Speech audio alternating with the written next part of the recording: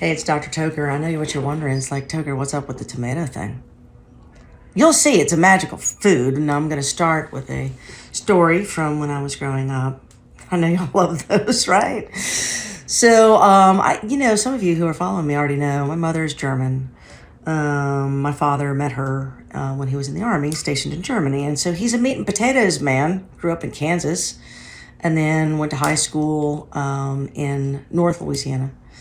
So he likes to hunt, he likes to fish, and we were always a meat and potatoes family, but my father has the one weakness, and that he loves tomatoes.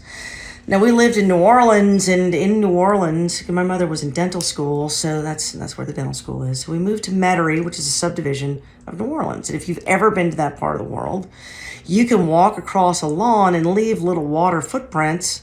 It has a very high water table, I guess is what you call it. So the water is right as you step on it, basically. So it's a pretty decent place to grow watery sort of foods like watermelons and tomatoes. And we also had like a lime tree and a lemon tree and an orange tree and that sort of thing. So my mother liked to garden. And one of the things we made was tomatoes.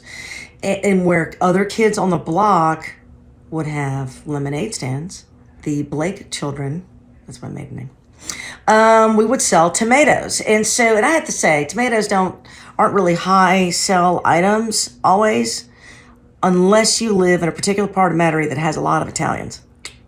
So we had this little old lady who was right across the street from us, and she would time it. I'm 100% sure she would time it. She would see us set up our little thing. You could see her peek out the window. We're setting up a table. She'd disappear from the window.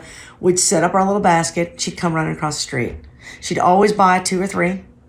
Go back into the house, we'd give her about 30 minutes. She'd come out with $10, buy the rest of our tomatoes and be gone. And better yet, she would make for us the world's greatest spaghetti sauce as our reward for growing such awesome tomatoes. So I never really learned much about sales or customer service in my lifetime because I always had the Italian lady who recognized well-made tomatoes. So we're going to talk about what are the health benefits of tomatoes this week. What things can you do when you're growing them to make them more healthy for you? How to avoid herbicides and pesticides and fungicides and that sort of thing. And then we'll get into the lectin issue that is so popular online. I just thought I would have to give you my background, why I'm so passionate about the lovely tomato.